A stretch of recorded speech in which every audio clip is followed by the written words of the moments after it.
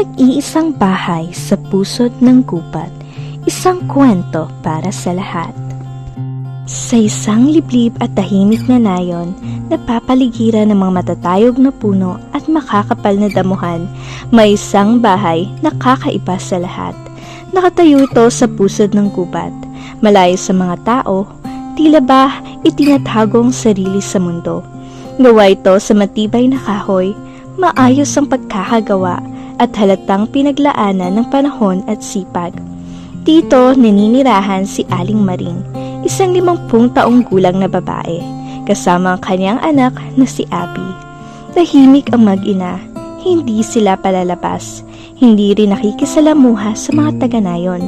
Dahil dito, naging misteryoso ang tingin sa kanila ng lahat. Mahigit 1 taon pa lamang silang nakatira sa lugar, ngunit sa halip na tanggapin, tila mas lalo silang inilayo ng mga tao. Unti-unting kumalat ang mga pulong-pulungan na sila raw ay mangkukulam. Simula raw nang dumating ang mag-ina, sunod-sunod ang hindi magandang nangyari sa nayon.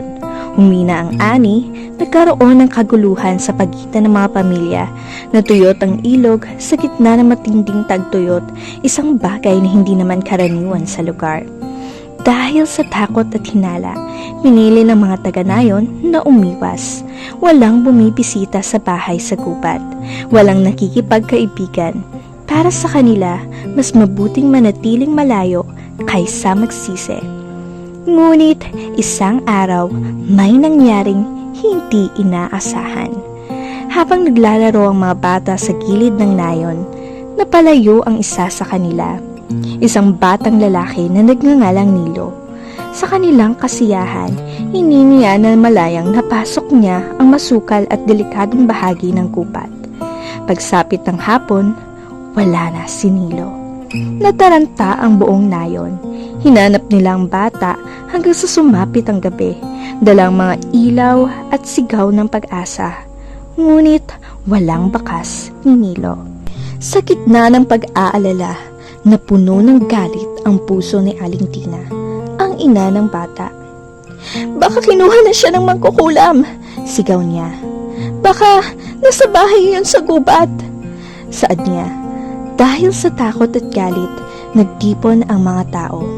Bitbit ang mga ilaw at sundang, sabay-sabay nilang tinungo ang bahay ni na Aling Maring. Pagdating nila, nakita nilang may ilaw pa sa loob. Sa bintana, nasilayan nila ang isang eksenang hindi nila inaasahan. Si Nilo, nakahiga sa mahabang sofa, at si Aling Maring nakaupo sa tabi nito, tila may ginagamot. Sa galit, pwersahan nilang binuksan ang pinto. Nagulat si Aling Maring at si Abby na noon ay may dala-dalang iba't ibang uri ng dahon. "Ano ang ginagawa niyo sa anak ko?" sigaw ni Aling Tina. Mahinahon, ngunit nanginginig na sumagot naman si Aling Maring. Nakita ko siya sa gubat, sugatan at umiiyak. Maraming ligaw na hayop sa paligid, kaya dinala ko siya dito at ginamot." Sa halip na makinig, pinairal nila ang takot at galit. Sinira nila ang mga gamit sa loob ng bahay, mga upuan, mesa at iba pang mga kagamitan. Tahimik lang si Aling Maring habang pinapanood ang pagkawasak ng kanilang tahanan. Si Abby naman ay napaiyak, hindi dahil sa takot, kundi sa sakit ng hindi pagkakaintindihan. Lumipas ang 1 buwan, isang malakas na bagyo ang tumama sa nayon. Isang bagyong walang babala. Hindi nakapaghanda ang mga tao. Wala ring sapat na ani. Binaha ang buong lugar. Maraming bahay ang nasira. Ang iba'y tuluyang inanod ng tubig. Ngunit sa gitna ng pagkawasak, may isang bahay na natiling nakatayo. Ang bahay sa pusod ng gubat. Nagtaka ang lahat. "Paano nangyari iyon?" tanong ni Aling Tina. "Bakit? Bahay lang nilang hindi nasira." Muli, bumalik ang hinala. "Sigurado ko, mangkukulam sila," bulong niya sa mga tao. kahit bagyo, hindi sila kayang galawin. Dahil dito, muling nagalit ang nayon at muli nilang sinugod ang bahay ni na Aling Maring. Natatnan nila si Aling Maring at si Abby na nagwawalis ng mga dahon, nililinis ang paligid at inaayos ang mga nasirang bahagi ng kanilang bakuran. "May sumpa kayo sa amin!" sigaw ng isa sa mga sumugod sa bahay ni Aling Maring.